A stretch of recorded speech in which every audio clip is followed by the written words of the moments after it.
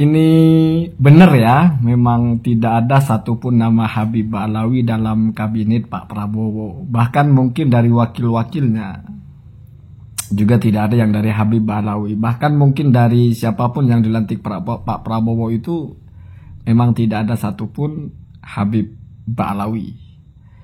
Ini tidak bisa dipungkiri oleh siapapun, memang seperti itu kenyataannya. Jadi itu hitam putih ya, tidak perlu diperdebatkan karena sudah jelas seperti itu. Anda bisa cek pejabat-pejabat itu dari mulai menteri, wakil menteri, atau instansi yang setara menteri dan sebagainya memang tidak ada.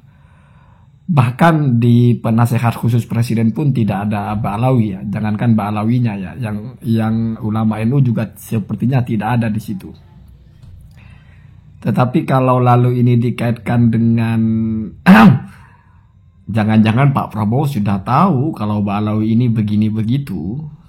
Ya namanya orang mengait-ngaitkan ya. Bebas aja menurut saya ya. Ya mungkin nggak ada lagi yang mau dibahas. Akhirnya tinggal itu. Padahal kalau kita telaah tradisi Ba'alawi menjadi menteri itu kan mungkin zaman dulu ada. Ketika misalnya Menteri Keuangan dulu.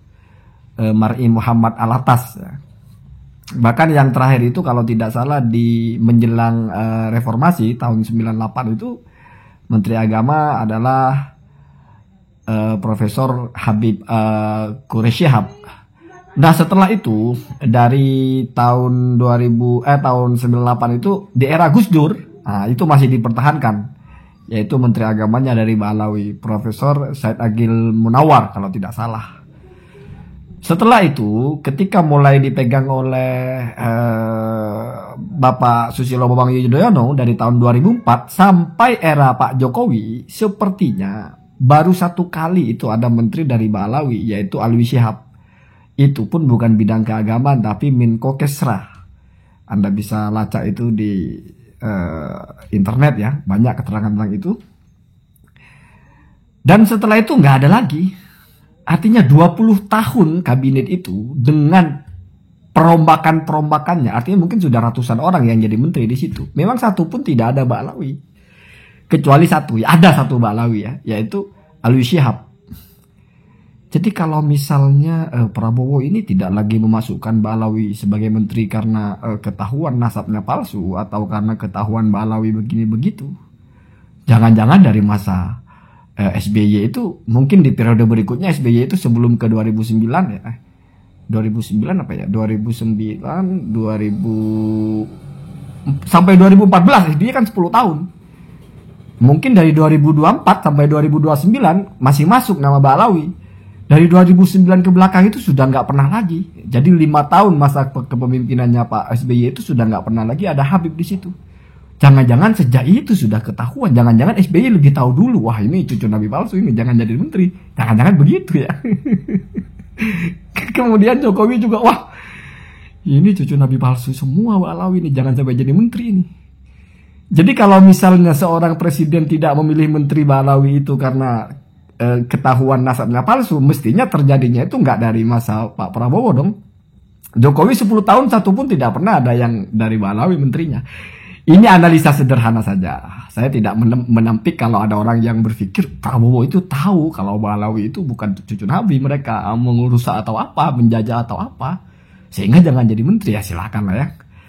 Untuk apa kita membenarkan dan menyalahkan hal-hal yang ya seperti itu ya. Bebas-bebas aja, semua orang berhak berbicara itu. Cuma kalau kita mau pakai analisa sederhana saja, ya memang dari dulu nggak ada yang jadi menteri loh. Kecuali satu ya. Kalau dalam kaidah itu an-nadir kal adam, sesuatu yang jarang itu bisa disebut tidak ada. Artinya itu tidak bisa menjadi patokan hukum. Ya bayangkan dari 20 tahun baru satu orang, dari 2004 sampai 2024 baru satu orang dari menterinya itu yang dari Ba'alawi. Artinya nggak ada tradisi itu. Ketika Pak Prabowo melanjutkan pemerintahan dan nggak ada Ba'alawinya, terus apanya yang aneh? Bagaimana bisa hal yang sudah biasa terjadi tiba-tiba baru ketahuan alasannya belakangan? Oh karena Ba'alawi bukan cucu Nabi. Oh karena nasabnya palsu sehingga nggak jadi menteri. Padahal sebelum-sebelumnya emang udah tidak pernah jadi menteri.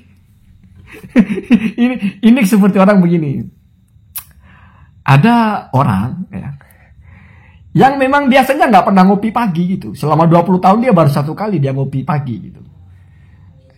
Jadi selama 20 tahun dia baru 1 kali ngopi pagi, ngopi di waktu pagi. Ya. Kemudian setelah tahun ke-21, kita lihat dia nggak ngopi pagi. Kebetulan di situ sedang beredar bahwasanya ngopi pagi itu tidak baik. Lalu kita bilang, ini dia tidak ngopi pagi itu. Mohon maaf dalam tanda kutip beredar itu ya di kalangan mereka ya.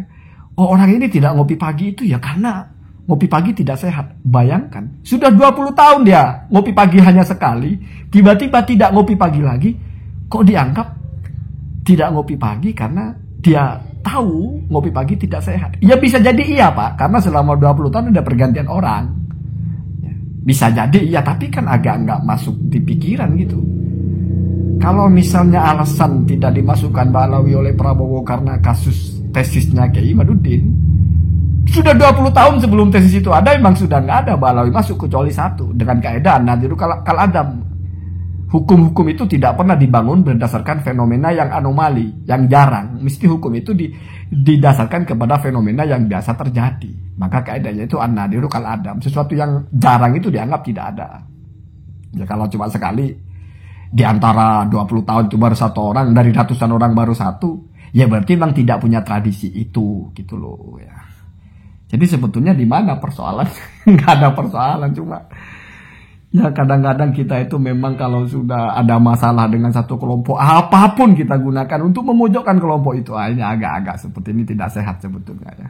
Jadi nanti misalnya ada petir, wah ini Tuhan sudah murka ini, ada petir ini gara-gara Ba'alawi yang aku cucu Nabi. Nanti ada banjir, wah bener kan, ada banjir kan, padahal banjir sebelum-sebelumnya sudah ada.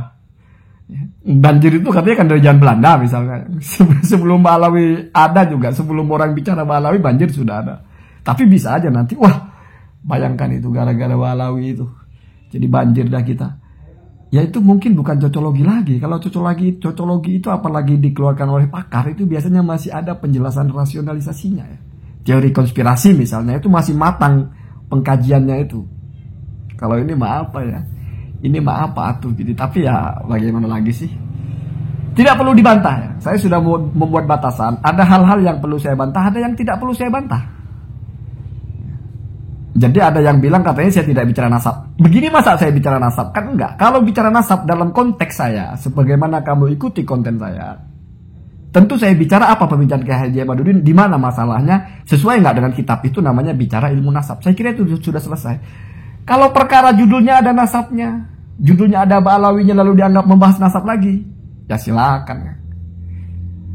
Saya kan sudah selalu memberi garis batasan. Kiai Haji Imaduddin saja tidak akan saya bantah, apalagi yang begini. Saya cuma memberikan pemikiran yang sederhana saja. Jangan-jangan gitu. Ini bermasalah pemikiran seperti ini. Tetapi kalau bagi yang setuju silakan, ya silakan lah ya. Apa juga ya. Toh kalau misalnya Ba'alawi ini kan kita lihat memang genrenya itu ulama ya. Maksudnya kita ngelihatnya misalnya tokoh-tokoh Ba'alawi yang naik ke permukaan kan ulamanya yang kelihatan, misalnya Habib Rizik misalnya, atau Habib Hanif atau siapa gitu. Mestinya kalau jadi menteri ya di Menteri Agama, dan itu sudah terbukti ada 2 Menteri Agama dari Ba'alawi gitu, dari mulai sebelum reformasi sampai setelah reformasi, itu pun ketika waktu itu Gus Dur ya. Nah setelah itu 20 tahun ke belakang memang sudah tidak pernah lagi, atau mungkin 15 tahun sampai 2024 itu memang sudah tidak pernah lagi Menteri Agama dipegang oleh Habib Ba'alawi. Bahkan ya pernah dipegang jenderal segala ya. Nah, yang terakhir dipegang Gus Yakut ya tokoh NU ya, walaupun mungkin bukan di kategori keulamaannya. Jadi hal-hal yang wajar itu kenapa tiba-tiba kita anggap hal yang luar biasa, atau kita anggap tiba-tiba efek dari sesuatu yang baru. Padahal hal yang wajar ini sudah terjadi puluhan tahun sebelumnya. Gitu ya. Ya sama dengan orang minum kopi tadi itu. Emang dia udah nggak biasa minum kopi pagi kok. Seumur-umur cuma sekali minum kopi pagi. Tiba-tiba dia nggak minum kopi pagi. Terus kita cari alasannya. Wah jangan-jangan dia sudah tahu kalau minum kopi pagi itu tidak baik. Ya silahkan ya. Allahumma tina